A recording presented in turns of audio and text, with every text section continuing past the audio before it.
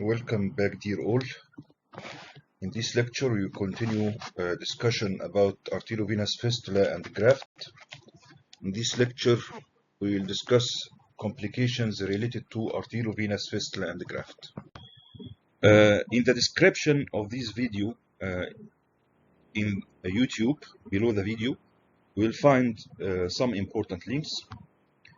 The first link is a link to this same lecture, but in Arabic language, for those who like to watch the lecture in Arabic.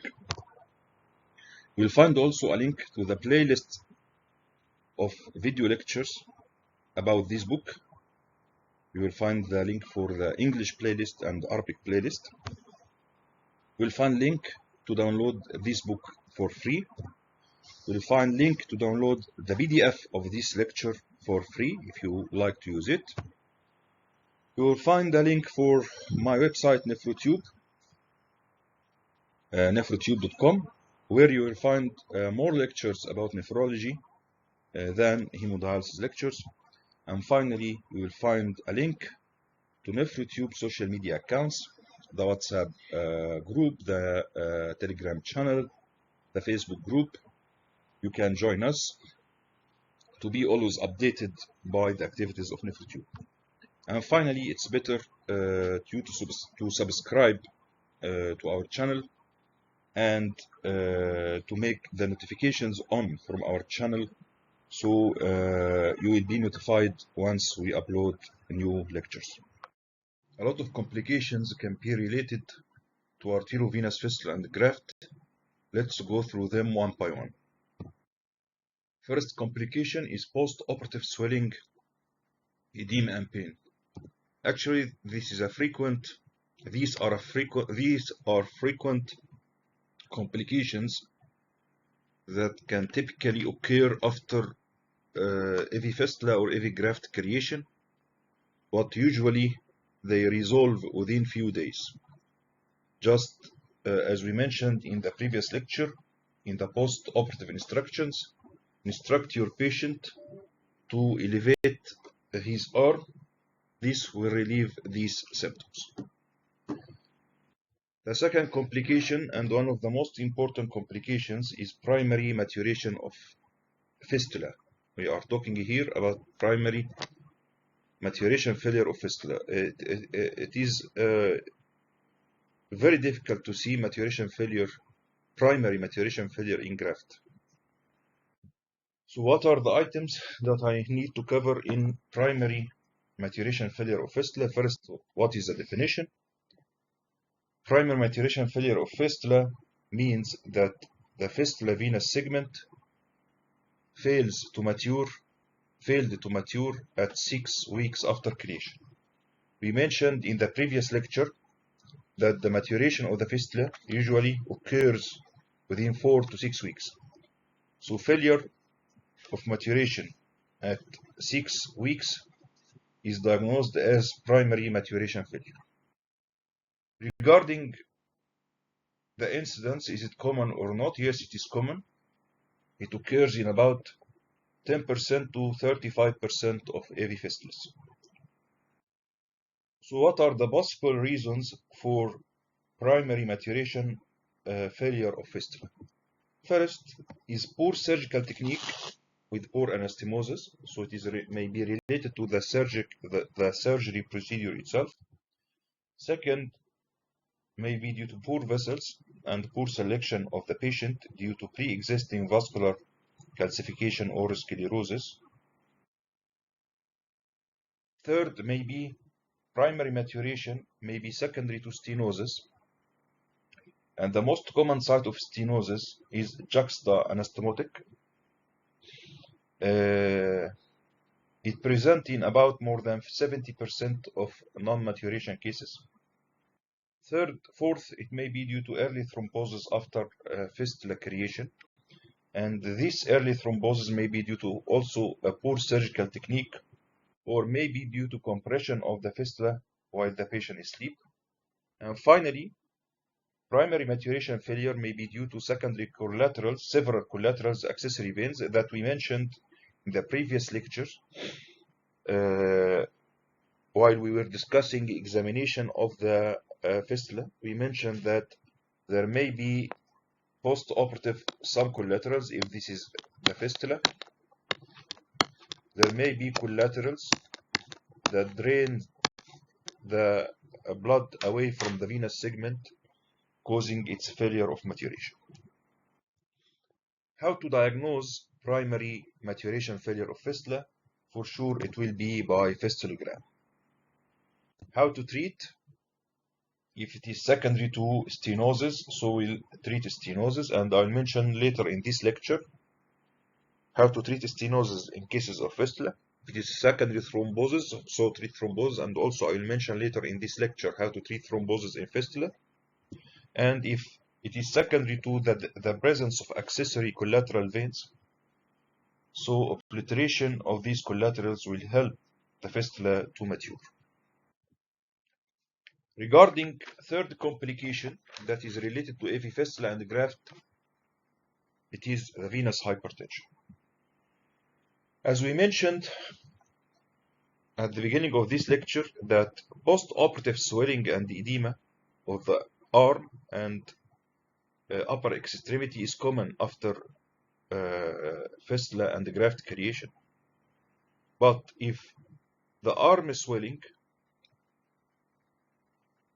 increase in circumference within 2 to 3 centimeters or less, it is typical and accepted. But if there is increase in arm circumference more than 2 to 3 centimeters, this is usually an indicator of venous hypertension.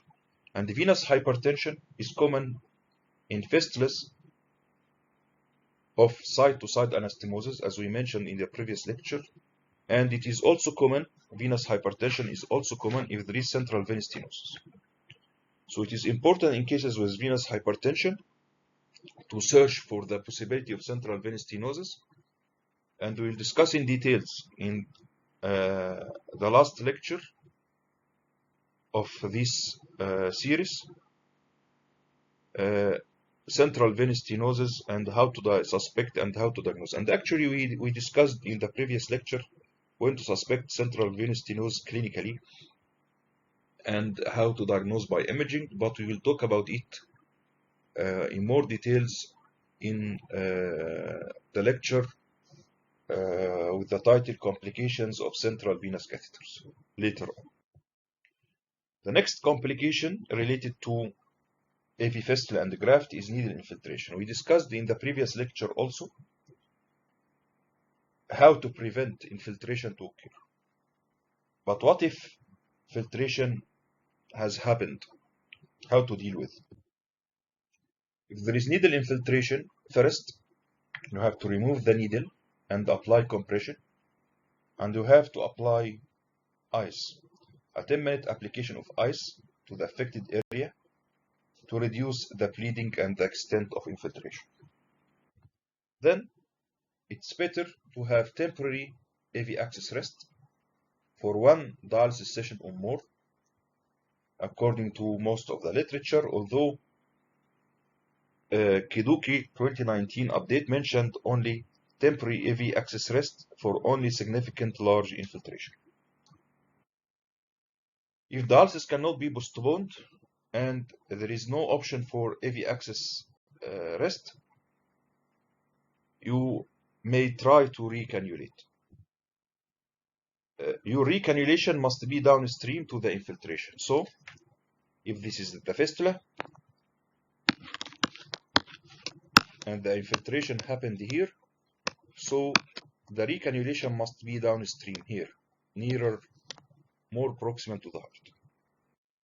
If there is no more proximal area to recannulate due to, for example, presence of large aneurysm or a ischemic problem or whatever, don't try to recannulate the same site except after local pressure and ice application for at least 30 minutes. So the beginning here was by removal of the needle. There is an expert opinion that you can leave the needle in place, don't remove it, and try to recannulate another new site. if the dialysis cannot be postponed and the rest is not an option. But actually, from my side of view, I go with removal of the needle. If a hematoma is developed, you will apply the same measures, and you have to measure the hematoma size, assess the flow in the axis clinically or maybe by radiology, and you have to assess the circulation to the extremity by examination of the pulse to the extremity. The next complication, stenosis, and then this will be followed by thrombosis. We mentioned both stenosis and thrombosis as causes of primary maturation failure. So there may be causes of primary maturation failure. They may occur early after fistula cannulation, after fistula creation, and they may occur later on. So let's talk first about AV axis stenosis. We have to cover these points for AV axis stenosis. What are the common sites for AV axis stenosis, whatever AV fistula or AV graft? The most common site in AV fistula is juxta-anastomotic at the graft vein anastomosis. So, if this is the artery, this is the vein, and this is the graft, artery, vein, the most common site for stenosis in graft is here, the graft to vein anastomosis. This is accelerated. This is because of neointimal hyperplasia in this area, maybe due to some physical properties. There may be a turbulence of blood flow in this area, and also there is a difference in the compliance. There is a mismatch in the compliance between the flexible vein and the rigid graft. So whatever the physics of the stenosis development, the most common site in cases of fistula is juxta-anastomotic. In cases of graft, not fistula, in cases of graft. In fistula, juxta-anastomotic region also is a frequent site of stenosis. In fistula, actually, many other sites of stenosis can occur with different frequencies, but I have to mention that juxta-anastomotic is one of these frequent sites for stenosis. The second point is stenosis common to be inflow or outflow. We mentioned before what is the difference between inflow and outflow in the previous lecture. Inflow stenosis is common in both AV fistula and AV graft. So any stenosis in the inflow segment and the inflow of the blood into the fistula is common in both AVF and AV graft. Regarding outflow stenosis, it is more common with AV graft than AV fistula. As we mentioned, in AV graft, the most common site of stenosis is graft vein anastomosis.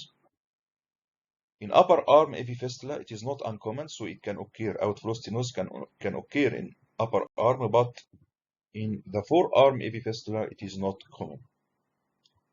So we can say that in fistula, the inflow stenosis is more common than outflow stenosis. So what are the bad consequences from AV axis stenosis?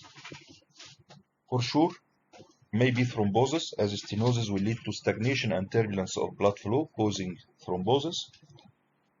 And for sure, stenosis will cause reduced axis blood flow, and this will lead to underdialysis and low KT overflow. What are the clinical indicators of AV axis stenosis? We discussed in the previous lecture how to clinically examine the fistula and the graft. So what are the clinical indicators of the presence of stenosis in the AV axis? And this we are called AV axis monitoring. So monitoring of the axis means the clinical indicators for the stenosis. We have 4 clinical indicators for AV axis stenosis. First, During a physical examination, as we mentioned in the previous lecture, in case of stenosis, stenosis can be diagnosed by arm elevation test and augmentation test.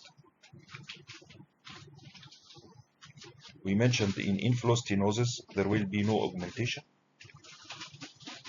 and the thread will be weak. And in the arm elevation test, the fistula and the aneurysm will not empty itself after elevation of the arm. The physical examination that we mentioned in the previous lecture actually detect isolated inflow or outflow stenosis. But if the lesion is mixed, it is very difficult for the physical examination to differentiate between them.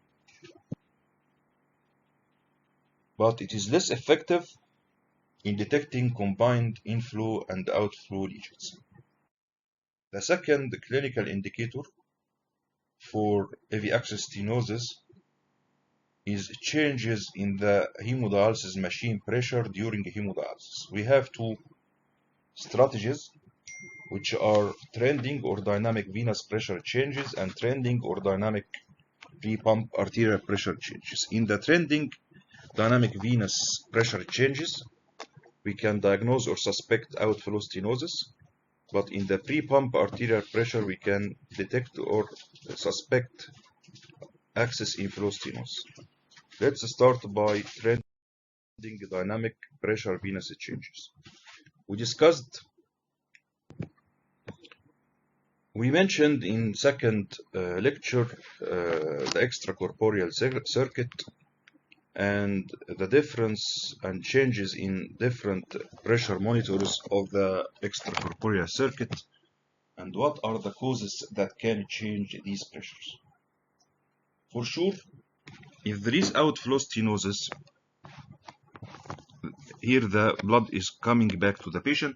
If there is outflow stenosis, the return of the blood will be very difficult, causing increase in the venous pressure. So, if there is dynamic increase of the venous pressure in consecutive successive dialysis sessions, may be an indicator for outflow stenosis. So outflow stenosis should be suspected when there is a progressive rise in the venous pressure on 3 or more treatments in succession without any change in blood flow or needle size, because if you change the blood flow of the patient or the needle size, this will affect the pressure. With a smaller size, we'll have higher venous pressure. With the smaller size needle, we'll have higher pressure, and with higher blood flow, you have higher venous pressure. But if the venous pressure and the needle size are the same, if the blood flow and the needle size are the same, and the venous pressure is still increasing over successive sessions, this indicates that there is outflow stenosis. Also, we may consider some numbers in this situation also. If there is increase in the venous pressure more than 120 millimeter for 15 gauge needles, or if increase in venous pressure more than 150 millimeter mercury for 16 gauge needle at a blood flow rate of 200 milli per minute for 3 dialysis sessions, this also increases the suspicion of outflow stenosis. The main concept of using the blood flow rate of 200 milli in this method, because at this blood flow rate, the resistance to the blood flow is mainly from the vascular is mainly from the needle, not from the vascular axis. The second is trending increase in pre-pump changes in pre-pump arterial pressure, which will detect inflow stenosis. If there is inflow stenosis, where we are here, if there is the axis, and if there is inflow stenosis, so the aspiration of the blood from the fistula will be difficult, which needs more negative pressure. So if there is increase in the negativity of the pre-pump arterial pressure on 3 consecutive treatment or more in a negative direction, increase in a negative direction of this pressure, this indicates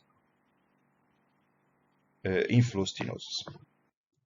Back to our clinical indicators of AV access stenosis. As we mentioned before multiple times, if there is post-dialysis prolonged bleeding more than 20 minutes, this may be an indicator of outflow stenosis. And by the way, this will be also an indicator of central venous stenosis, as I will mention later, and it is an indicator also for heparin, more heparin anticoagulation, that the patient may be oral anticoagulant, as we mentioned multiple times before.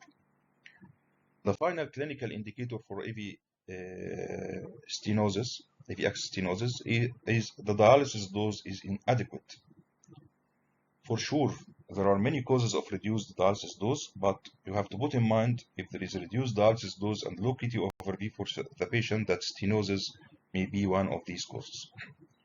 So now we discussed clinical indicators, which are called monitoring. Now we will go through diagnostic procedures, which we are calling them as surveillance. So we have AVF, AVG surveillance, and we have AVF, AVG monitoring. Monitoring, we mean by it the clinical indicators. Surveillance, we mean by it the diagnostic procedures that I will talk about now. So should I make periodically diagnostic procedures to detect AV access, for example, imaging by Doppler or whatever? The answer is no. There is inadequate evidence to make recommendation on routine surveillance, in addition to regular monitoring. So you have to make a regular clinical examination and regular monitoring. Depends on the monitoring to detect stenosis. And if there is suspicion of stenosis, you have to make a diagnosis by imaging or whatever the methods we will discuss now. There is inadequate evidence to make regular surveillance by imaging or whatever to detect stenosis. Regarding the diagnosis of AV access stenosis, which is called surveillance of the access, we have 4 methodology for diagnosis. Many of them are complicated and are actually not used that much in the practice. Maybe the only one is used is imaging, but we will discuss all of them in details. The first diagnostic method for AV access stenosis is measuring intra-access pressure.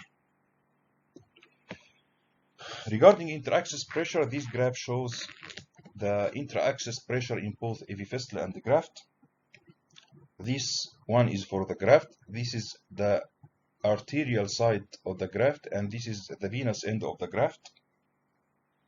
In graft, the pressure decreases continuously through the graft. So the pressure at the venous end will be lower than the arterial end for sure. And the pressure in the graft in general is less than 50% of the mean arterial pressure of the patient. Regarding the AV fistula pressure, as you see, the pressure in the fistula in general is lower than the pressure in the graft. And in the fistula, the pressure drops suddenly, as you see here, a sudden drop in the pressure in the fistula, but in the graft, it is not that sudden. Okay, the decrease in pressure was in a continuous manner.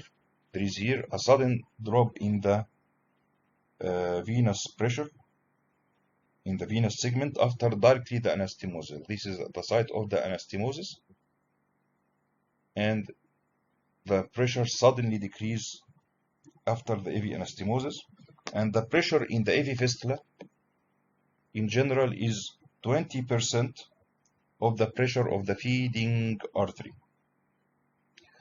So what are the abnormalities in the intra-access pressure that may indicate that there is AV access stenosis? Let's talk about if there is outflow stenosis due to neointimal hyperplasia at or downstream from the vein anastomosis. Okay, let's talk first about the graft.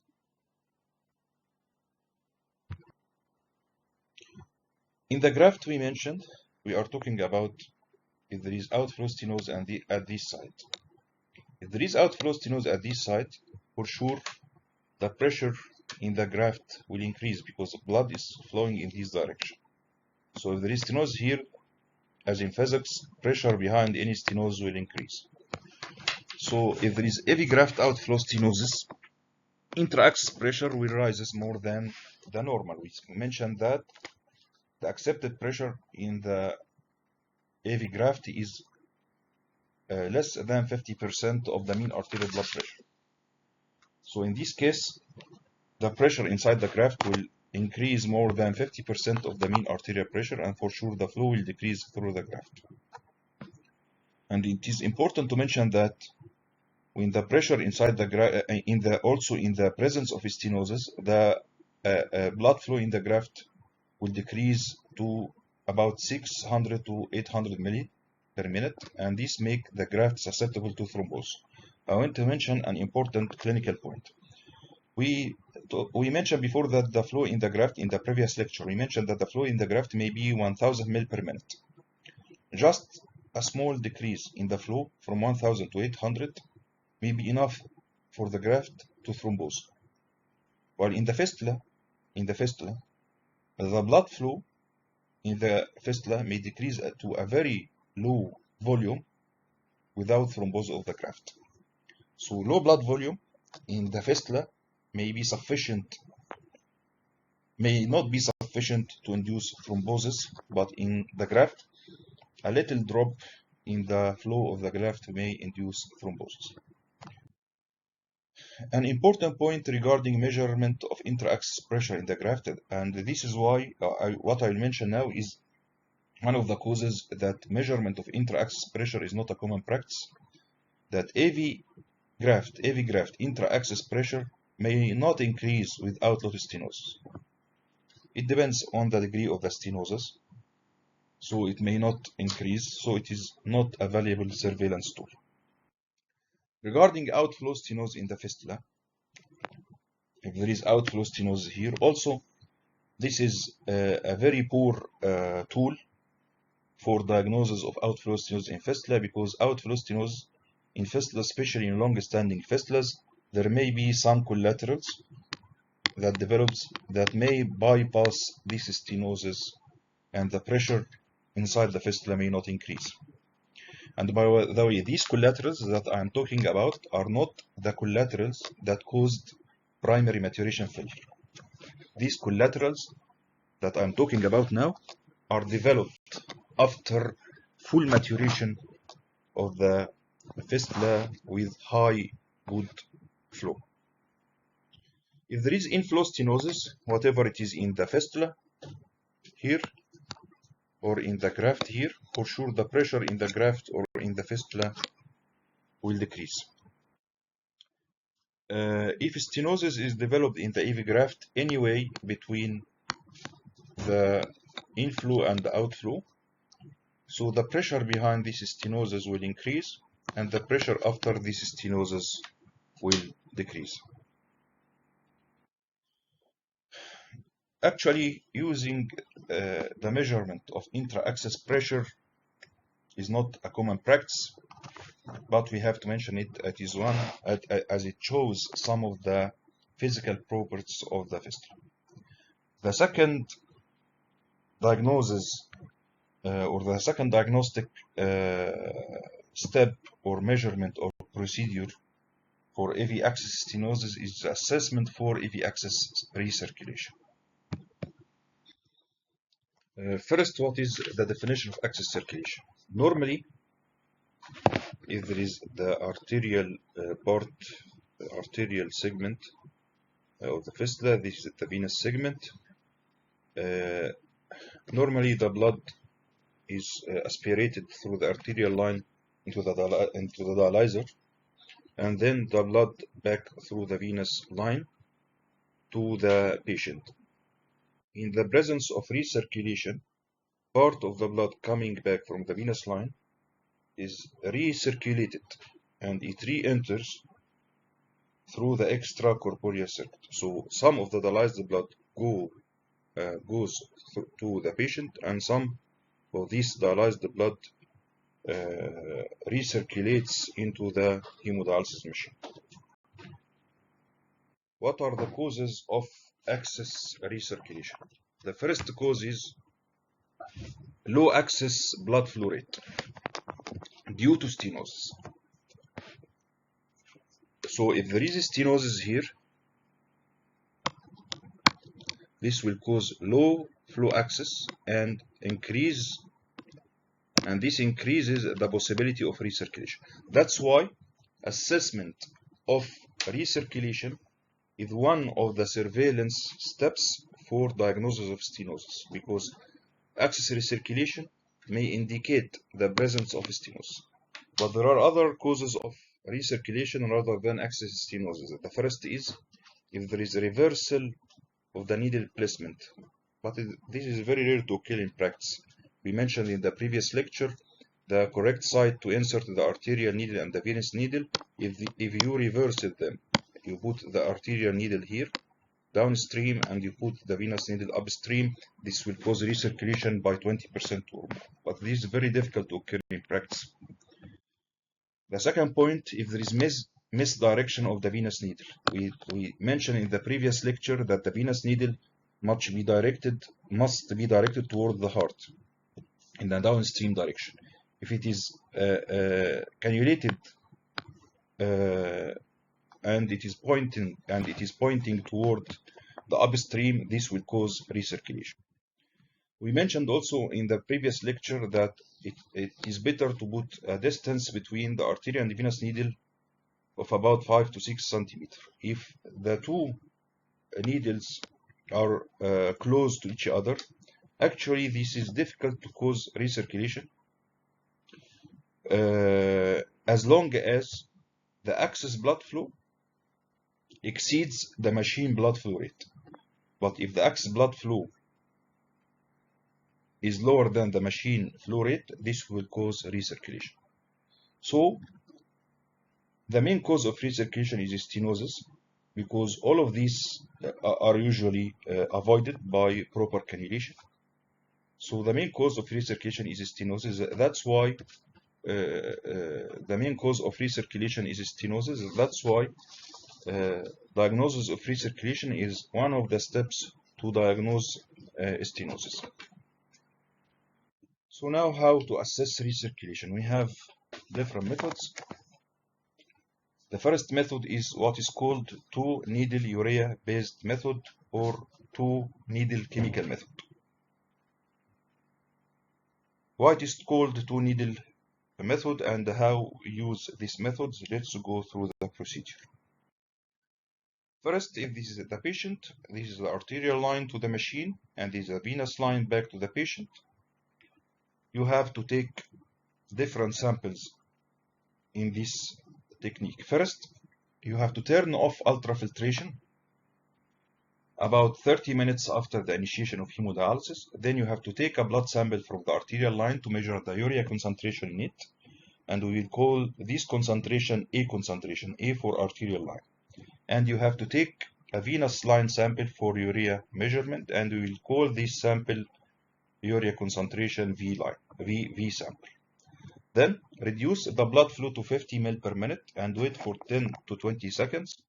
Then you take again a sample from arterial line, but this time after reducing the blood flow, and we will measure the urea concentration in it, and we will call this P sample. Then you will use this formula, P minus A divided P minus V, and multiply them by 10 to detect excess recirculation. The percentage you get from this formula is equivalent to the excess recirculation. For sure, always the P value will be higher than the A and V value.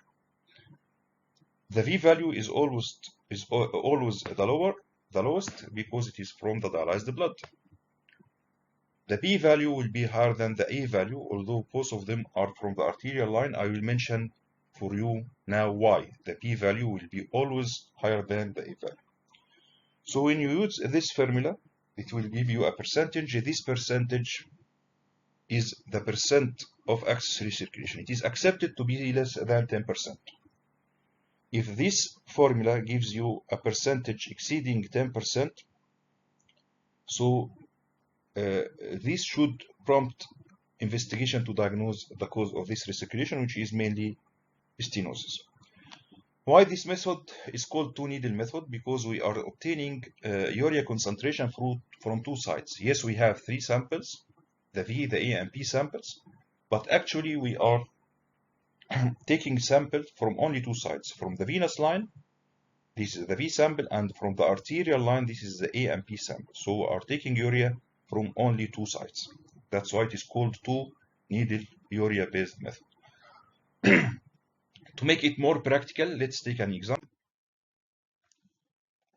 Let's suppose we will take the A sample and V sample in a patient with recirculation. This patient has recirculation. If the arterial sample of the urea is 80 milligram per deciliter, and we will call it A, and the venous line is 30 milligram per deciliter, and we will call it V.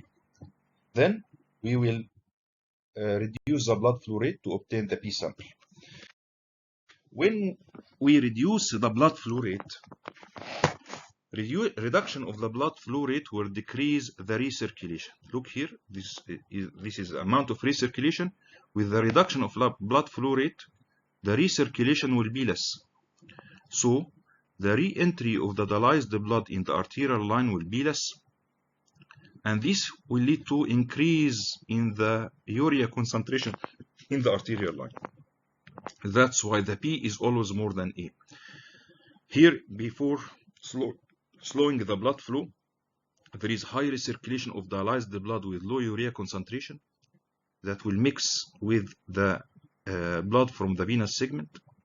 This mix will decrease the urea concentration in the arterial line. But when we decrease the blood flow after slowing blood pump, the recirculation will less, with less mixing of the dialyzed blood with the blood from the venous segment, and the urea concentration here will be higher. Let's make the equation to assess circulation. P minus A divided by B by P minus V. The recirculation here is 28%, and it is more than accepted. And by the way, slowing the blood pump to take urea sample from the arterial line, we mentioned that also in chapter 6, while we were talking about measuring dialysis adequacy. If you remember this table from chapter 6, I mentioned when you are sampling urea to measure KT over V, we mentioned that we have to slow blood pump. And I mentioned in that lecture that you are slowing blood pump to avoid cardiopulmonary recirculation and access recirculation. And I mentioned at that time that I will discuss access recirculation later on in the AV access lecture, and we are discussing it now. We are slowing the blood pump for urea sample. Whenever you want to take a urea sample from the arterial line, an accurate urea sampling, you have to reduce the blood pump, because reduction of the blood pump will decrease the percentage of recirculation, and this will increase the urea concentration and make it more acceptable in the arterial line. That's why we are also slowing the blood pump for taking samples for calculation of KT over V to remove the effect of recirculation, because recirculation will give you inappropriate low arterial urea sample with abnormal KT over V calculation. The second method to detect excess recirculation is called three-needle based urea-based method. The first one was two-needle urea-based, this three-needle urea-based. I think you figured out from its name that we will take urea sample this time from three sites, not from two sites. The first site is from the arterial line, and it's called the A. The second line is from the venous line, and it's called V. And the third urea sample is from the contralateral arm, and it's called P. The arm that is not containing the axis. And then you will use the same formula to detect the percent of excess circulation. But actually, this method is not recommended to be used, and actually it is not used at all for different reasons. The first, it will overestimate the recirculation because of cardiopulmonary circulation and the veno-venous disequilibrium. How is that? The urea concentration in the contralateral arm will be higher than it is expected because of the cardiopulmonary circulation. As we mentioned in lecture 6, the urea concentration in the peripheral vessels will be high. This is one of the important points we discussed before cardiopulmonary circulation. But what about veno-venous disequilibrium? In veno-venous disequilibrium, it means that in veno-venous disequilibrium that the urea removal from the contralateral arm during hemodialysis is usually reduced during hemodialysis due to decreased perfusion of the contralateral arm. So you will have high P. So when you have high P, this will overestimate the recirculation and it will not be accurate.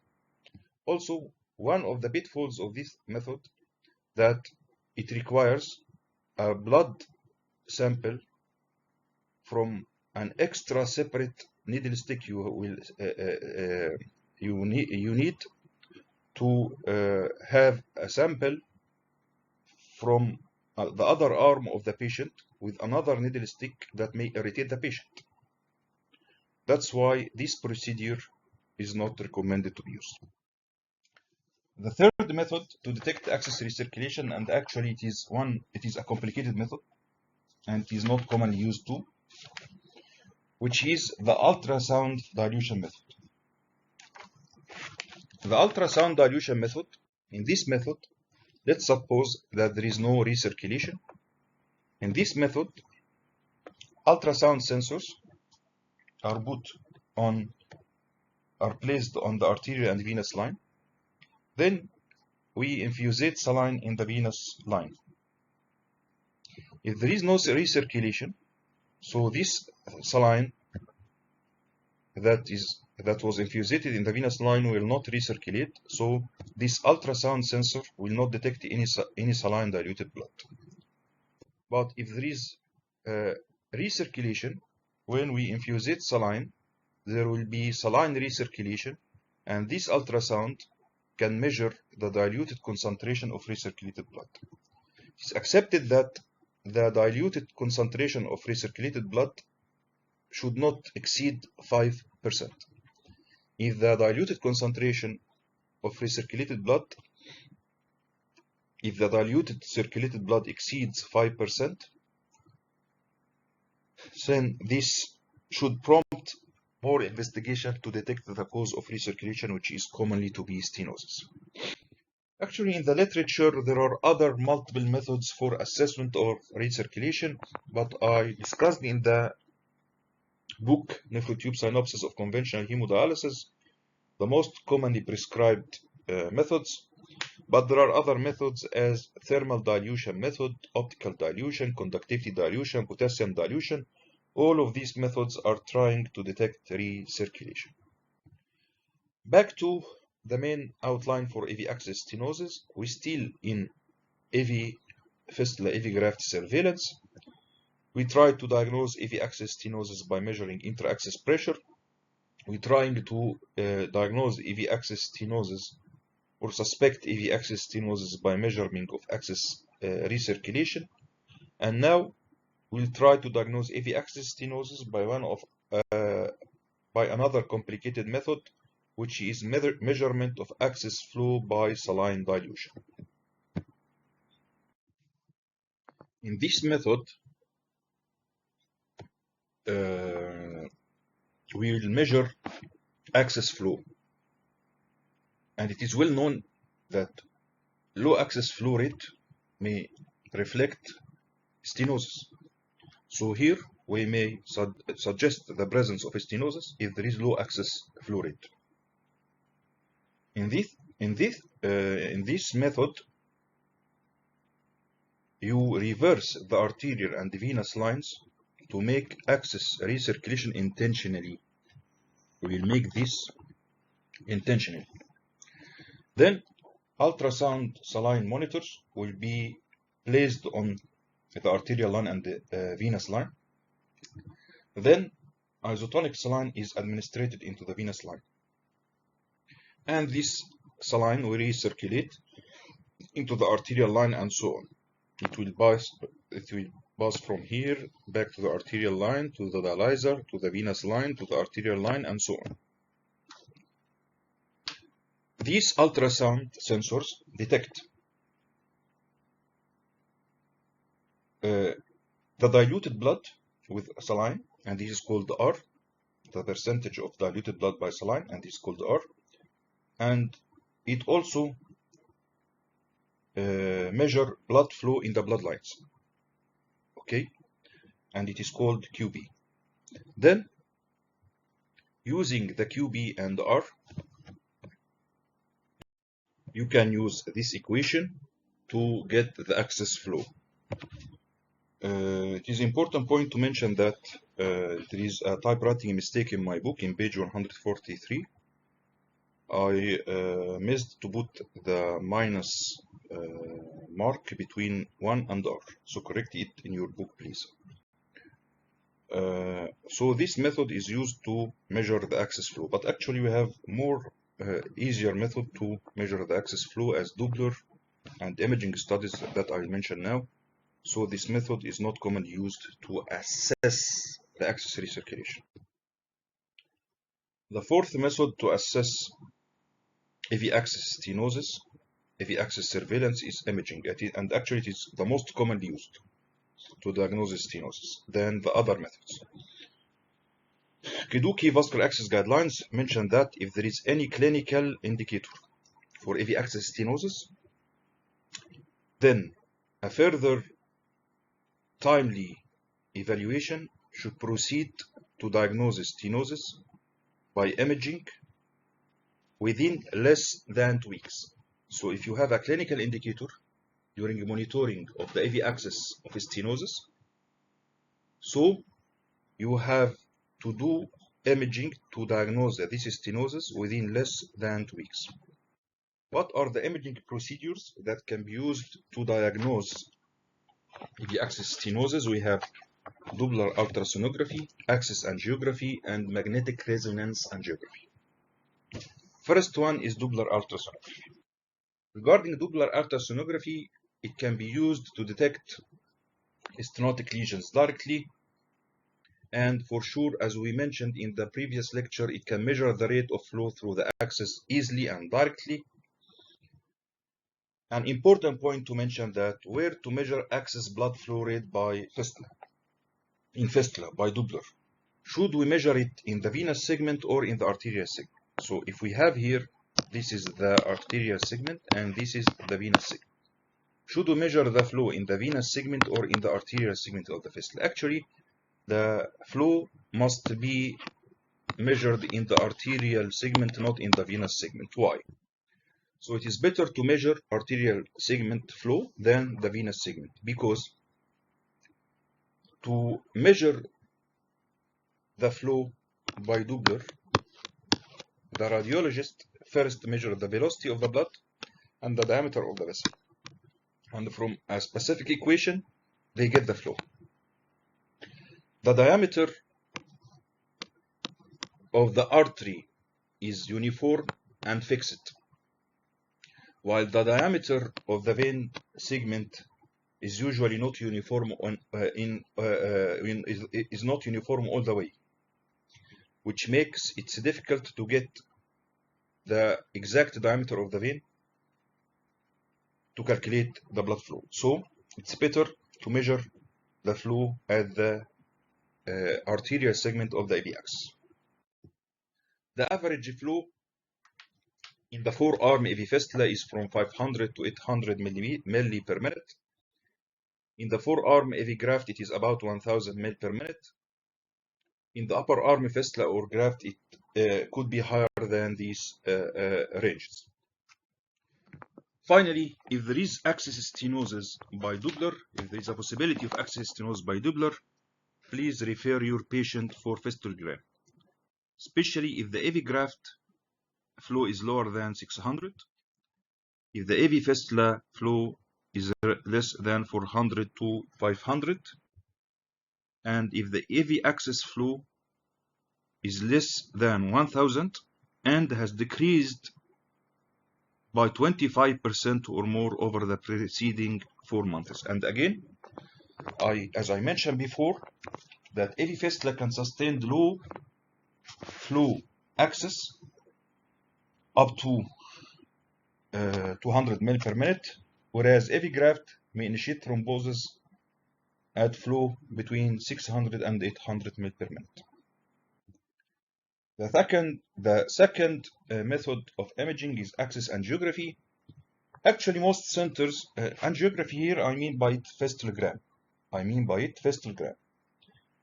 Most centers refer patients directly for axis angiography bypassing the Doppler ultrasonography if the clinical indicators are highly suspicious of stenosis. And the main pitfall or disadvantage or angiography here, I mean fistulogram, it has limited evaluation rule of the arterial tree. That's why there may be a rule for magnetic resonance angiography. It has the advantage of imaging both the arterial and the venous circulation. But the main fear of using magnetic resonance angiography, as all we know, that we are fear from gadolinium. In magnetic resonance angiography, they are using gadolinium as a contrast media. And we all know that gadolinium in hemodialysis patients and in any patient with GFR is less than 30 may cause, and there is a high probability of the development of nephrogenic systemic fibrosis. But however, there are now new gadolinium agents, which are called type 2 and type 3 gadolinium, with lower incidence of nephrogenic systemic fibrosis in renal patients. And I discussed this in details in my lecture about contrast-induced or contrast-associated nephropathy. You will find it in the acute kidney injury playlist on NephroTube YouTube channel. So now we have multiple methods to diagnose stenosis by surveillance of fistula or graft. Again, we shouldn't do this periodically. We have to do one of these if the clinical indicator or monitoring is suspecting stenosis. And which one of these we can use? Actually, the most commonly used is imaging. So the last line for AV axis stenosis is how to treat AV axis stenosis. Regarding axis stenosis treatment, we have to ask ourselves two questions. The first, when to treat. The second is how to treat. When to treat AV axis stenosis. According to Kiduki Vascular Access Guideline 2019 update, they mentioned that if the AV axis stenosis is not associated with any clinical indicators that we were mentioned before for the stenosis, then there is no need to treat it. So in this situation, it's usually you discover the stenosis by accident. For example, the patient is making arteriography for any reason, and you find there is AV axis stenosis. But if there is no any clinical indicator, you shouldn't treat. But if there is any clinical indicator for from the points we mentioned before, regarding physical examination, dynamic change in venous pre-pump pressure, and so on, then preemptive treatment is important. Some experts mention that treatment should be done if there is narrowing of the vascular lumen more than or equal 50%, and this is associated with clinical symptoms, physical findings, and abnormal blood flow measurements. Usually it is the same as this if there is clinical indicators. So this is when to treat. How to treat? We can treat AV axis stenosis by either percutaneous endovascular balloon angioplasty or surgical approach. So which one to use? The percutaneous balloon angioplasty or the surgical approach? Regarding the Kiduki Vascular Access Guideline 2019 update, they mentioned that there is no preference for one technique over the other, and the choice should be based on the best judgment and the consideration of the end-stage kidney disease life plan. However, in some other site in the Kiduki guideline itself, they mentioned that it is reasonable. They didn't mention it is suggested or it is recommended. They mentioned that it is reasonable to use balloon angioplasty as the primary treatment. I want to highlight also a statement from the old Kiduki Vascular Access Work Group 2006. They mentioned that if you did an angioplasty, balloon angioplasty, of the same lesion more than 2 times within 3 months, then this patient should be considered for surgical revision if the patient is a good surgical candidate. So if there is a recurrence on balloon angioplasty, this may be an indication for surgical approach. Now let's go in some details about the types of percutaneous balloon angioplasty. First, the primary patency rate of balloon angioplasty at 12 months ranging from 26 to 62, so it is relatively low.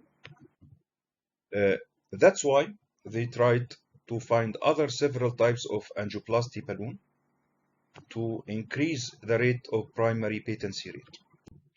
First one and the most common use is the high pressure balloon. This is the standard typical angioplasty balloon used for treating dialysis vascular access stenosis.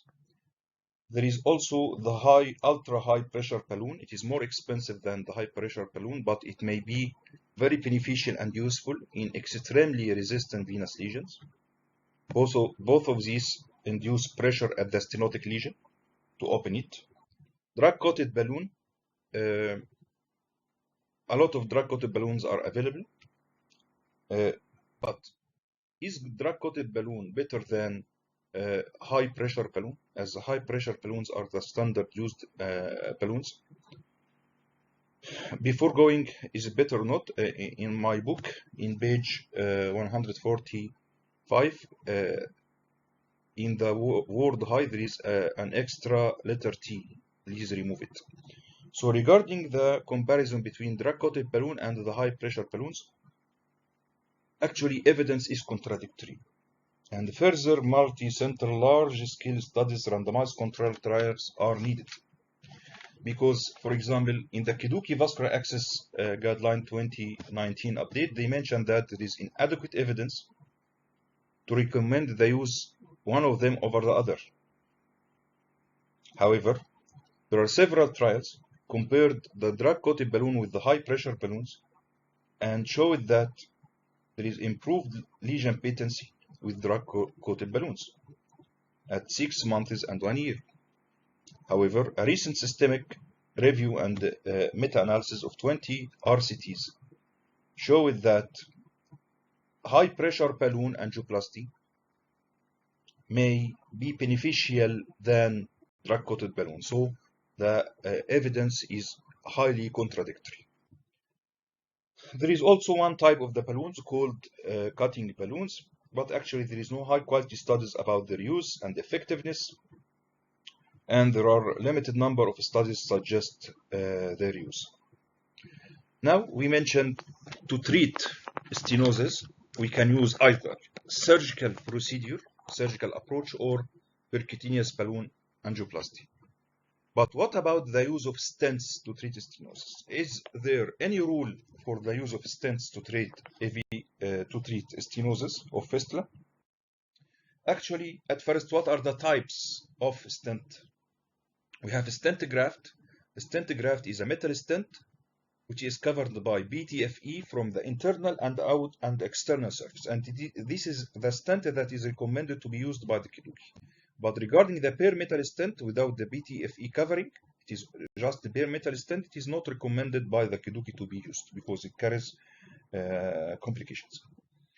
Okay, what are the indications to use a stent? What are the indications to use a stent in these patients? The first indication to use stent graft in preference to angioplasty alone. You have to use stent grafts with either the percutaneous angioplasty or surgical technique. The first, if there is a recurrent clinically significant graft vein anastomosis in AV graft, if it is recurrent. The second, if there is any stent restenosis in either fistula or graft. Then, if there is ruptured venous stenotic segment in fistula or graft.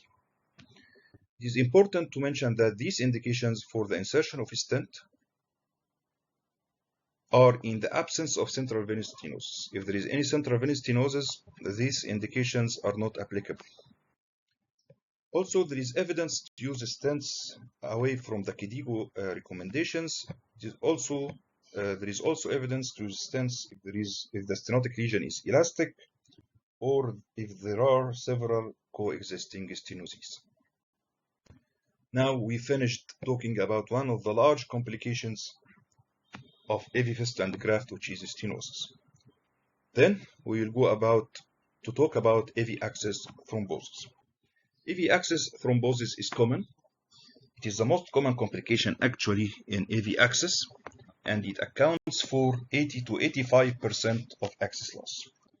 Causes of AV access stenosis may be causes of AV access thrombosis may be stenosis, fistula compression while the patient is sleeping or by using tight closes, hematoma from cannulation injury, and we mentioned that before, vascular endothelial injury from a poor cannulation technique, hypovolemia, hypotension, which will lead to both hypovolemia and hypotension will lead to decreased perfusion of the fistula, and for sure if the patient has any hypercoagulable state.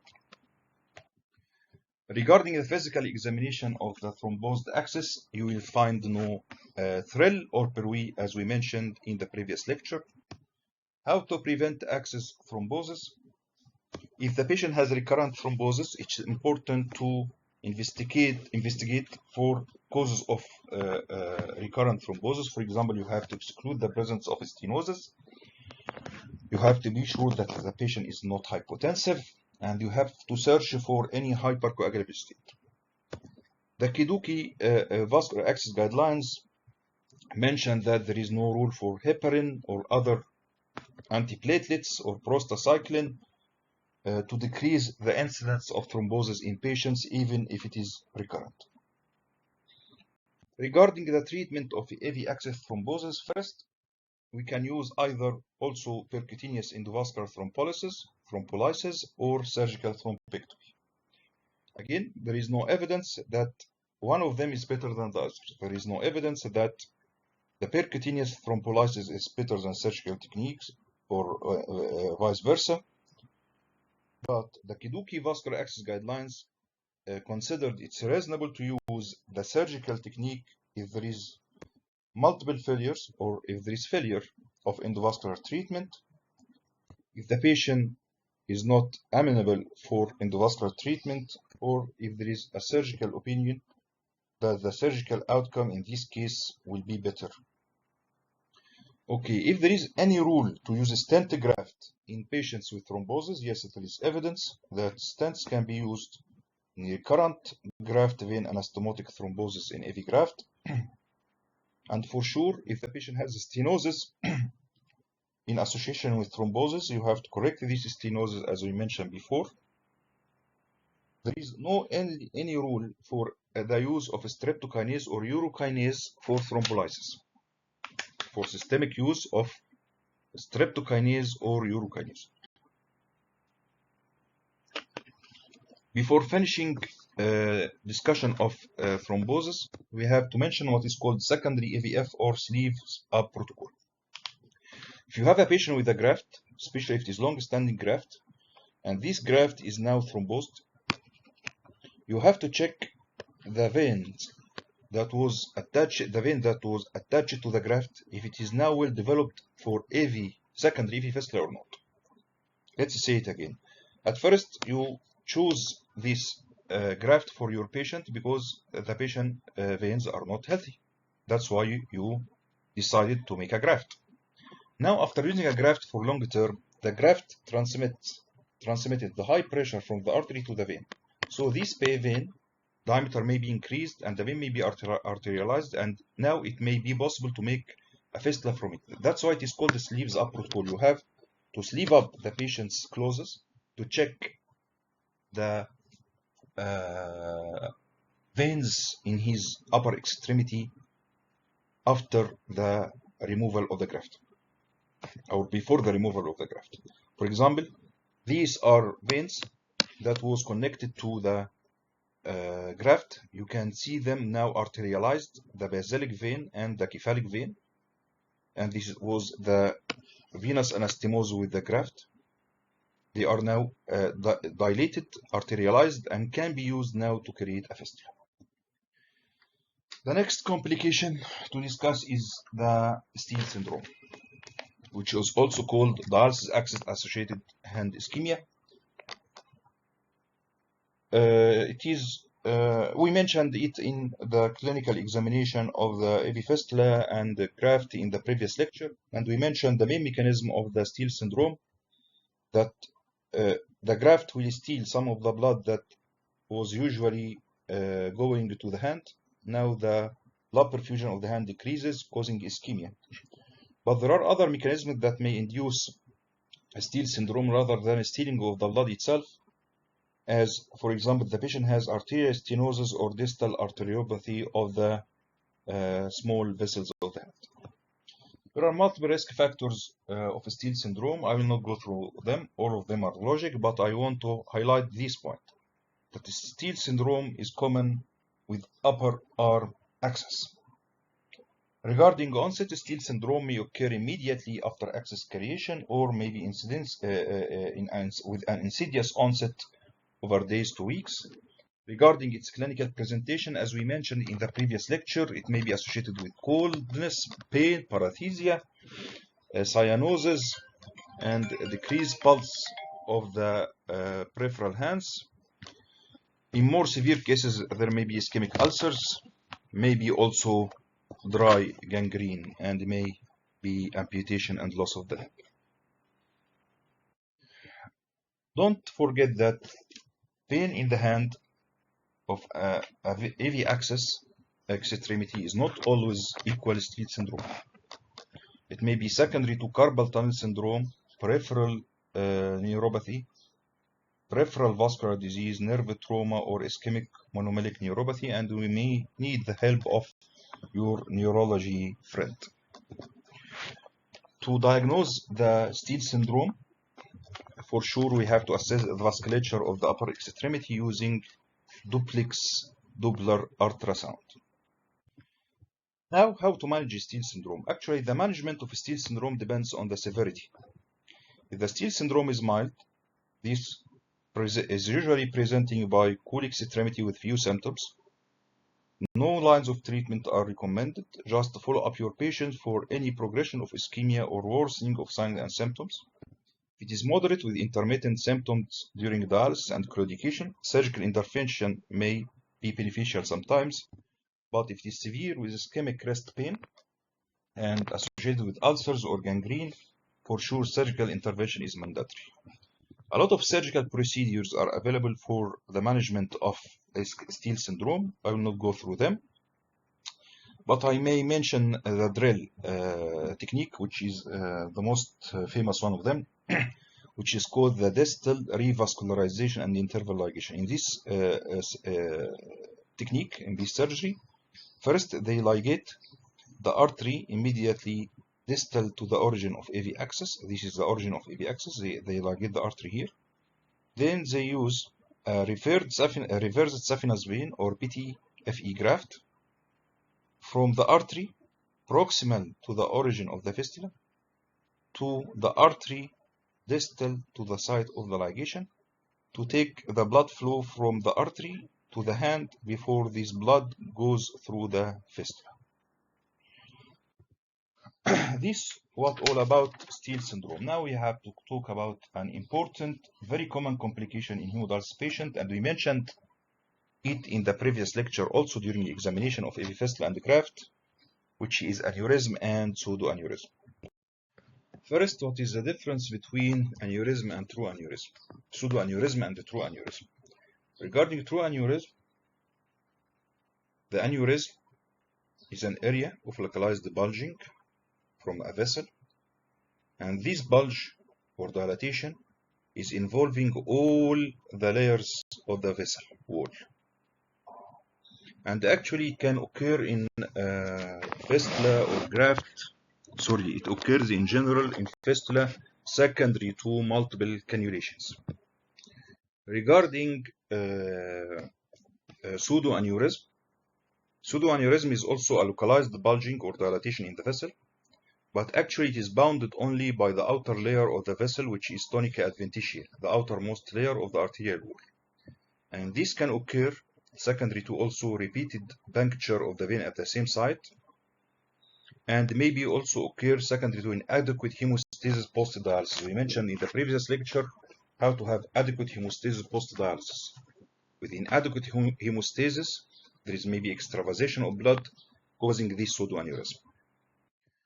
In AV fistula, pseudoaneurysm is more common than true aneurysm, but both can happen. In AV graft, it is always pseudoaneurysm. And we mentioned in the previous lecture also the difference between stable or unstable aneurysm or pseudoaneurysm, but again, rapidly. In stable aneurysm, the overlying skin is intact without any changes in pigmentation. There is no outflow obstruction on physical examination by arm elevation test, and the size of the aneurysm is stationary. While in unstable aneurysm, there may be shiny skin, thin skin, maybe depigmentation, depigmentation overlying skin, ulceration, rapid enlargement, or prolonged leaking after needle removal, and we mentioned that before. What are the complications that may arise from aneurysm and pseudoaneurysm in both stable and unstable aneurysm or pseudoaneurysm? There may be improper insertion of needles because of the aneurysm, and there will be for sure limited potential puncture sites because you may not be able to cannulate the aneurysm.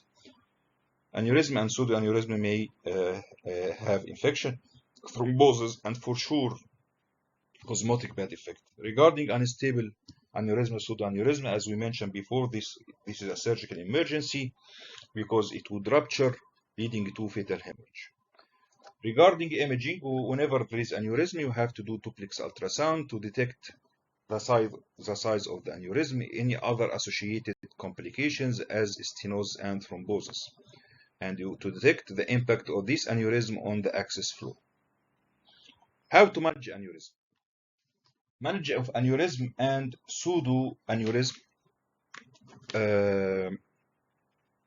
depends on first, is it stable or not? If it is stable aneurysm or pseudoaneurysm, so you have to puncture the fistula in a site away from the aneurysm. So if there is a fistula, this is the fistula, and you have aneurysm here, please puncture away from the aneurysm. If there is no absolutely other alternative way of the aneurysm, so you have to cannulate the base of the aneurysm. Cannulate the aneurysm from the base. Avoid the top of the aneurysm because it is a very weak point that may induce rupture. What are the indications for open surgical intervention in a patient with aneurysm? First, if it is symptomatic with a pain or throbbing, if it is unstable with impending rupture, if the aneurysm or pseudoaneurysm is in the anastomotic site.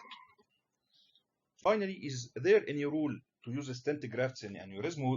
We mentioned before the use of stent grafts in cases of stenosis and in cases of thrombosis. Is there any rule for stent grafts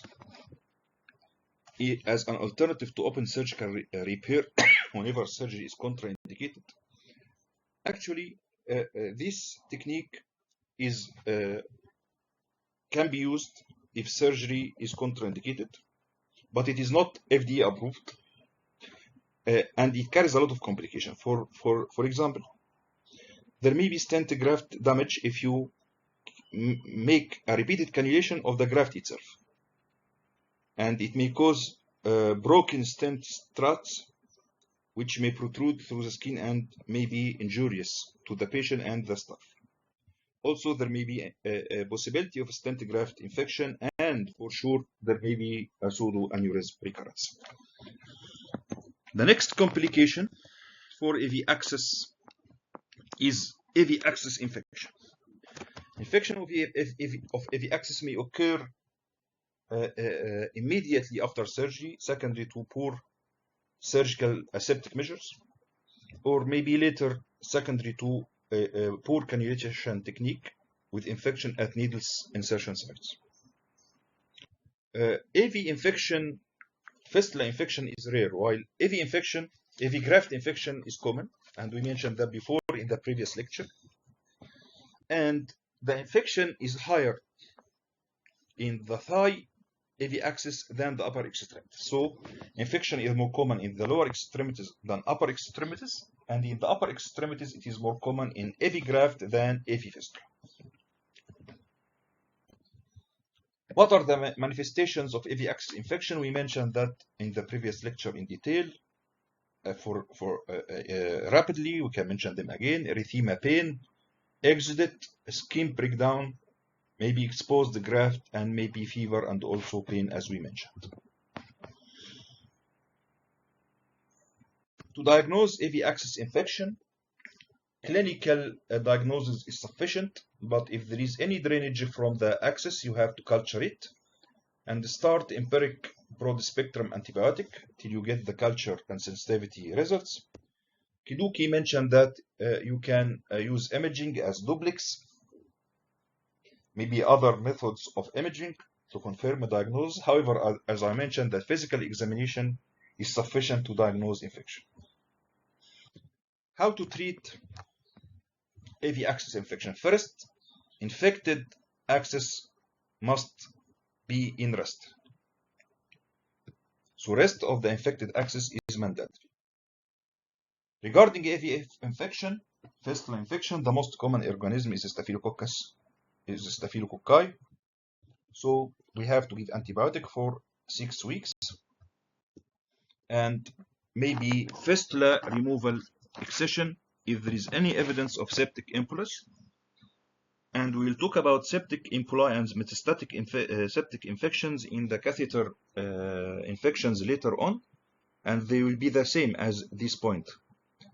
The same septic manifestations can occur with AVF infection and the catheter-related bloodstream infection that we mentioned it.